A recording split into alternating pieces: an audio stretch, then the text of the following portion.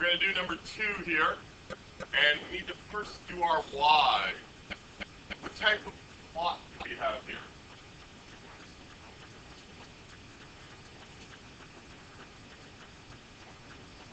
That's why we're going over that part of it.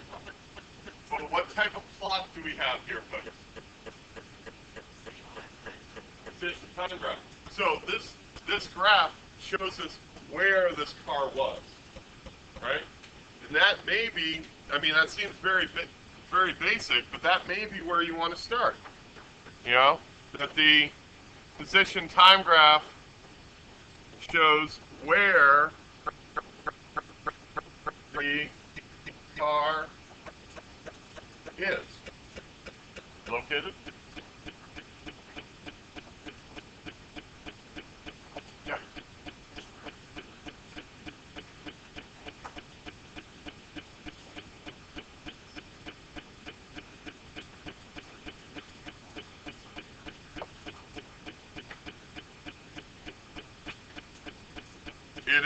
But it is still even spacing. If you notice, there's 2 blocks from 0 to 1 and 2 from 1 to 2, and there's 2 blocks from 0 to -1. Let's continue with the y here. And what else do we know about a position time graph? What do we know about the slope of it? Slope is right around the slope is the velocity. So that's very important here, because the slope of the position time graph is the velocity. All right? So the slope of the position time graph is the velocity. That's very important, especially since all of our questions here are about the velocity. All right? So those are the 2 major points I would expect in your y for this. And especially that the slope of this is the velocity. That's crucial to have in there to show, hey, I understand that. And that's the fact that we're going to use the most as we solve it. All right. So now I'm ready to move on to my how. For me, I want that graph. So I'm going to grab the graph.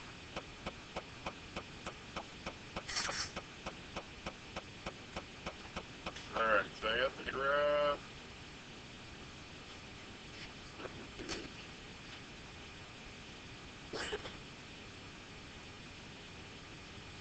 And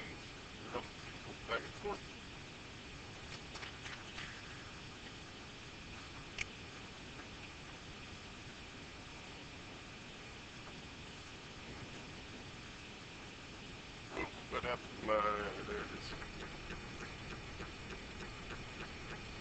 is. So now, let's see. I want to know the velocity of the car from 0 to 2 seconds. So I'm looking during this interval from 0 to 2. This is my part A. Right? And I know from my y, I just said that the slope of the position time graph is the velocity. So I'm looking for the slope of this. Writing what I said before, we said, what's our general equation for slope that Matt just taught you very well? Rise over run. And we said that the slope of this position time graph is the velocity. So what is look at our graph. We've got position on the y-axis. That's our run, our rise, yes? So that would be change, in this case, change in x. They label it x. And our run, in this case, so it's change in time. And that's actually our definition of velocity. Right? It's a change in your position, change in your displacement per time. It's that rate that it's changing. So when I'm looking at this first segment here, from 0 to 2, I notice that, so I want the velocity, so I'm looking at the change in x. Well, it starts at 0 and ends up at 3, so remember, change is always final minus initial. We've got that on our equation sheet, right? We look at our equation sheet, change is always final minus initial. So my final x is 3, my initial 3 meters, my initial is 0 meters, over my change in time, which is 2 seconds minus 0 seconds. So I end up with 1.50 meters per second. Yeah. To make sig figs easier, when you're calculating, keep as many sig figs as they give you or your calculator has. When you come to the end, just give me 3. And that way we won't have to worry about as many of our sig fig rules and everything that you learned in chemistry. We'll simplify it. You got enough other things to worry about.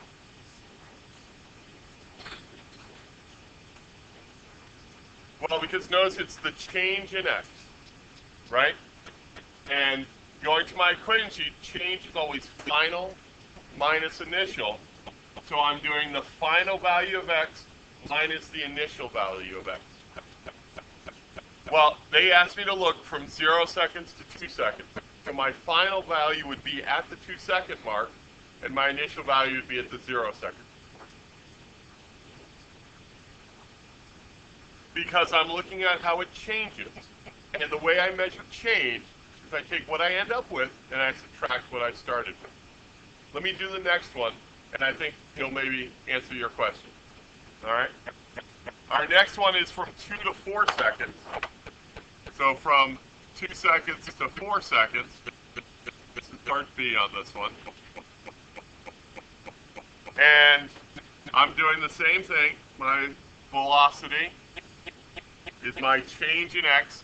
So I end up in x at negative 0.5 meters. I started at 3 meters.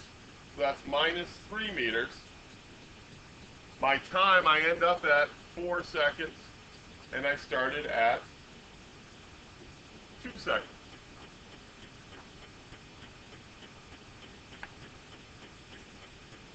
You have a quizzical look on it.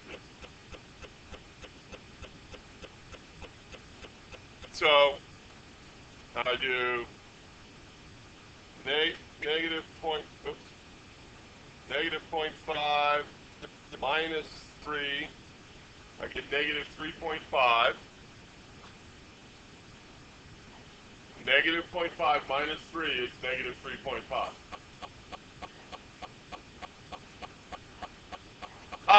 I looked at the timeline that was 4, and I looked at the value the red plot had on it, and at that point it was below the 0 and halfway to negative 1, so I read that as negative 0.5.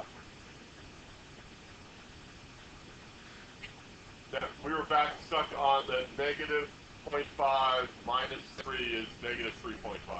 Did we ever solve that? Yes? The other way to look at it is you're going, if we look back at our graph here, we went 1, 2, 3.5, and we decreased. We went from a positive to a negative. That's a negative change. And then I divide that by 2, and I get my answer for this part, negative 1.75 meters per second. Oops, I should have been boxing. And this one, technically, I should have put that positive there to indicate it's the correct direction.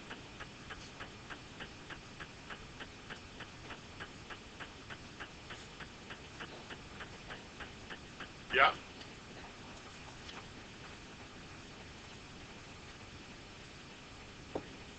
let's do C.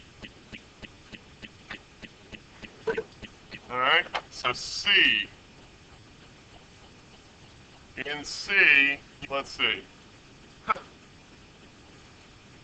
And the velocity, our change for C, we're going from 4 seconds to 6 seconds right there. So my final position is negative 0.5 meters. My initial position is negative 0.5 meters, but I'm subtracting a negative. What do I get when I subtract a negative? Positive, so I get 0.5 meters. And then my time is 6 seconds minus 4 seconds. And that gives me 0.00 meters per second. And that's why I got 0 for that. Yes. Okay. So, folks, just to make sure, I want everyone to hear this. When you're working on a problem, keep all the sig figs when you're working on it. When you get to the answer, for me, please give me 3 sig figs, no matter what. Unless I say in the problem, give me 5, give me 10. So, notice all my answers that I'm giving you are in 3 sig figs. Alright? That's for life. Everything. Yeah. I like to keep the rules simple so that you can remember them. Always, when you get to an answer, stop. Did I include units? Did I include 3 sig figs? Alright?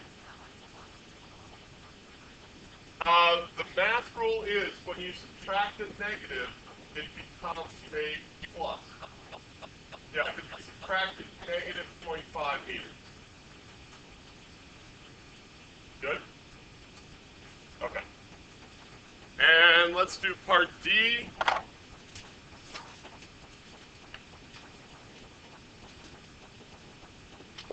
Same thing here for D.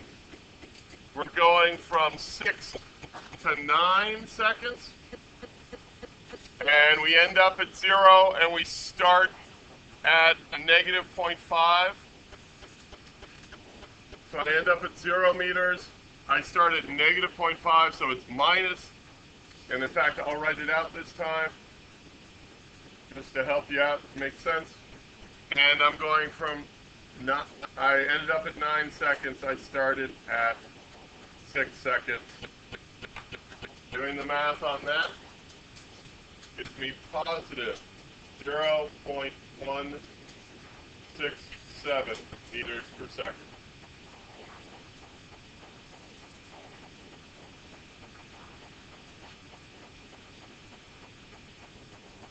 All right, so number 5, a fast food restaurant uses a conveyor belt to send the burgers through a crane grilling machine. Oh, it must be Burger King.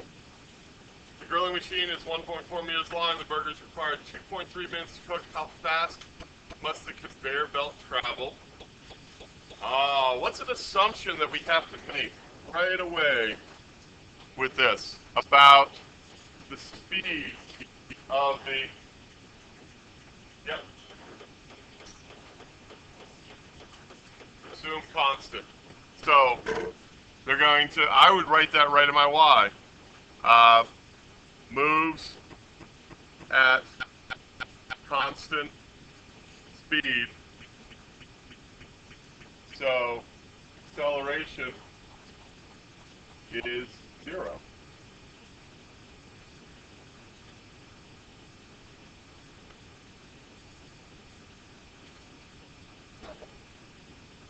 Okay. It actually doesn't say. It doesn't say that, so that's a good assumption to make. And I'd probably put assume before that.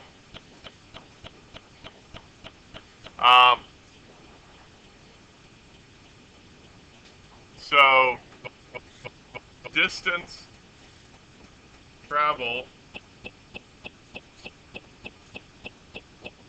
is controlled by the speed and time allowed. Not allowed.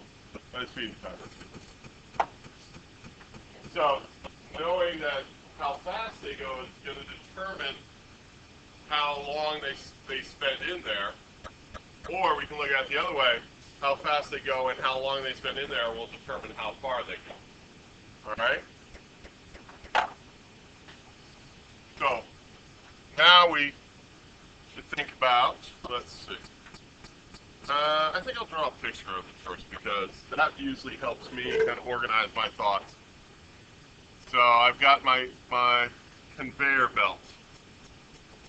And I know they have to travel a total distance of 1.4 meters. Hey, don't make fun of my drawings or I'll make you come up and draw.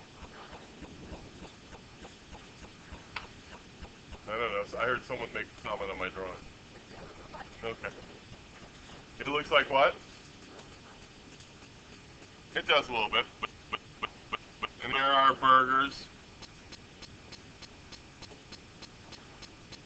And I know, oh, okay, they want it in minutes. I know that it takes a total of 2.3 minutes to cook. And, so let's see. So they told me the distance, 1.4 meters. They told me the time, 2.3 minutes. And they wanted to know the speed, right? And then in my Y, I also indicated something about the acceleration. What can we say about the acceleration? If the speed is... Are we done with this one? Should we move on? No? I know you are. There's other people I think may be ready for another problem. If it's moving at constant speed, it's 0. Good.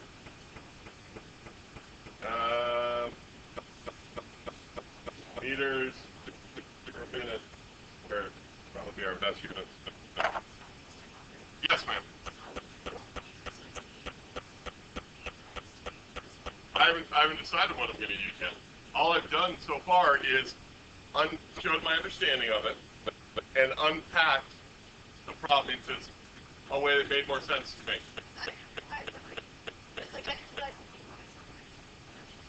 Right, and that's the important part of the law.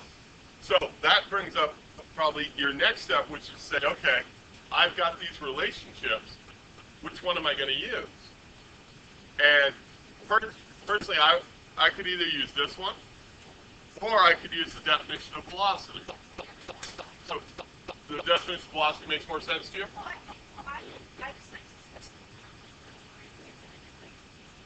But this is the one that makes more sense to you, right? Yeah. Okay, so that's the one I'm going to use.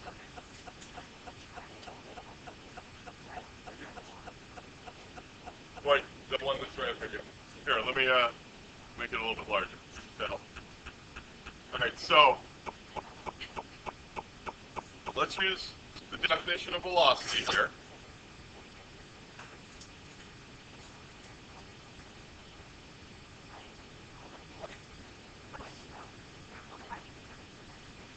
So, with our definition of velocity, do you guys want to plug in stuff or rearrange it first? I'm going to plug in stuff because the thing I don't know is the speed, though, right? So I know that the speed. Notice I left the vector symbol off, so it's speed, not velocity. Is the distance it traveled, which was 1.4 meters, over the time it took, which was 2.3 minutes. Kind of weird units, but that's the units that they asked for, meters per minute. And so I get 1.4. Well, only if they'd asked for meters per second. But look at the units they asked for. So 0.609 meters per minute. No positive or negative because it's the speed. Right. Yeah, normally my gut would say, hey, turn it into seconds. They ask for where to get it. So, sure.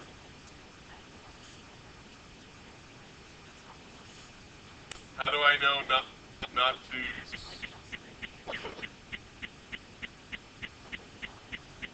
Which part of my answer?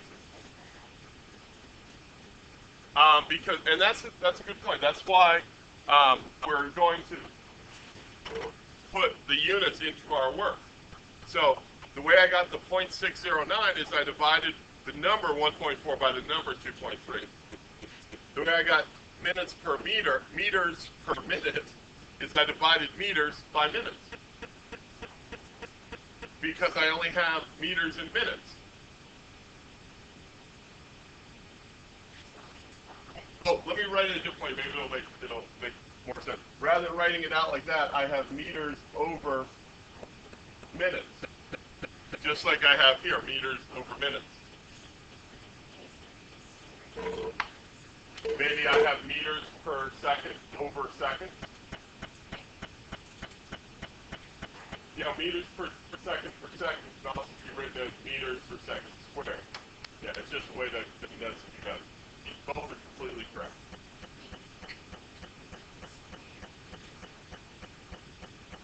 What do you mean, where is the square cancel?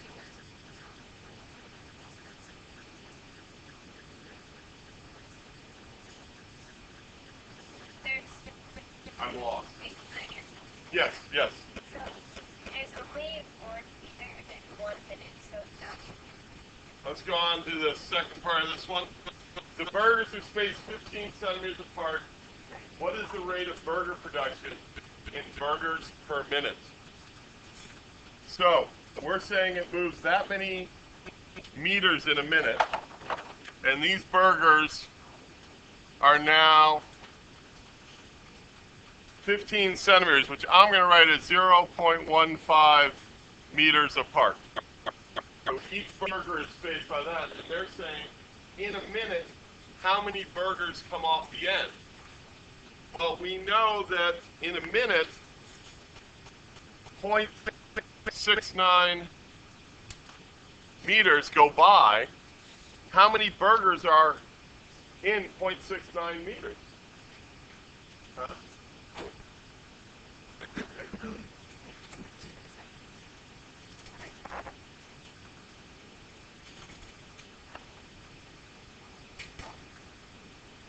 So, in 1 minute, 0.609 meters of conveyor belt goes by me. The question is, how many burgers are on there? Because they're spaced every 0.15 meters. So if I take 0.609 meters and divide it by 0.15 meters per burger, I will get how many burgers come by in a minute, because that's how much of the belt has gone by in that minute.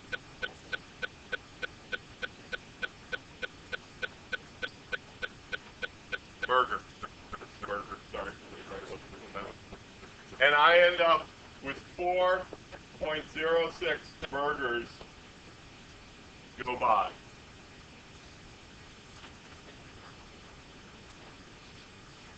I would, unless we're then going to use that number to describe, how many are we going to cook in 100 minutes? Then I'd rather get 406 than 400. So, and then again, 3 stick figs. So,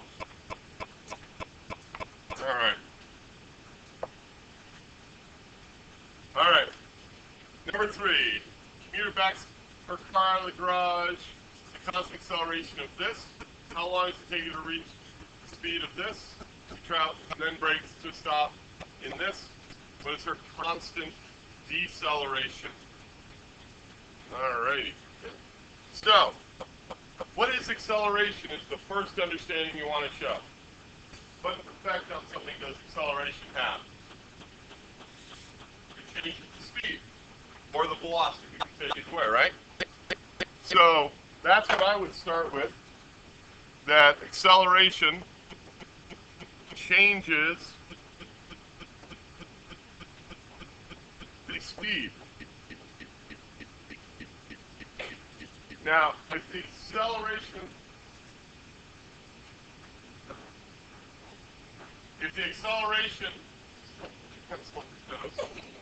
that's on the video. If the acceleration and the velocity are in the same direction, like when she's backing up, is the speed going to increase or decrease? If the velocity and the acceleration are in the same direction, is the speed going to increase or decrease? Increase.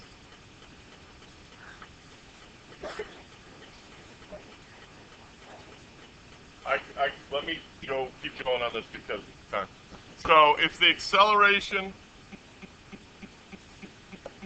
and velocity, same direction, speed increases. What if the acceleration, velocity are in opposite directions? What happens to the speed? Huh? It will decrease. Direction, speed decreases. The only other understanding probably that you could show in there, what does it mean to stop? What does that mean in terms of speed? It goes to zero.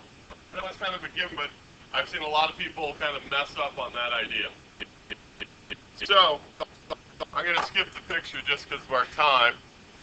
But it's not a bad idea to start off with some type of inventory of what they told us. They told us that during the first part, A, that she has an acceleration of 1.40 meters per second squared, and that what can we assume about what speed she starts at in her garage? 0. So we can assume that the initial velocity, initial speed is 0 meters per second, and we want to get up to 1.60 meters per second, and we don't know how long that's going to take us. So her velocity is going to change because she accelerated for a certain amount of time. The equation the relationship that talks about how your velocity changes because you accelerate for a certain amount of time is this one right here. And so we grab that.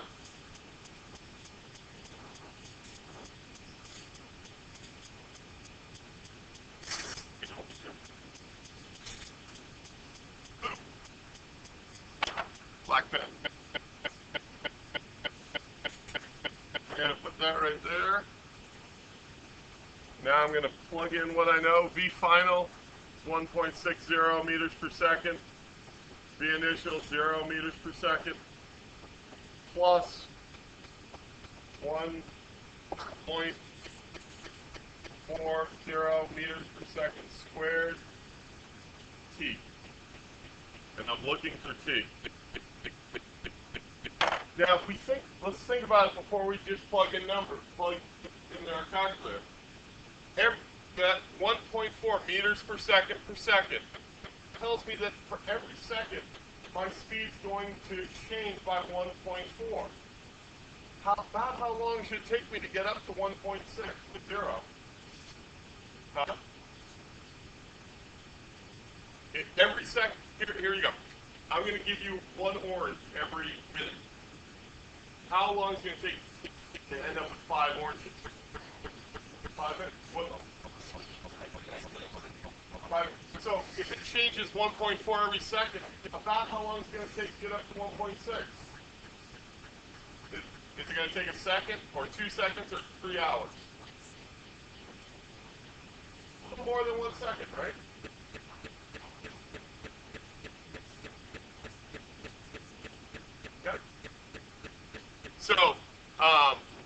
So we're expecting an answer about a little bit over a second. And so I rearrange this mathematically. I get 1.60 meters per second.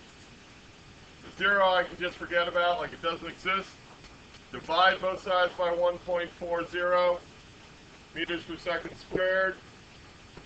And I get T. And I get 1.14 seconds. And we're going to have to stop there for the day.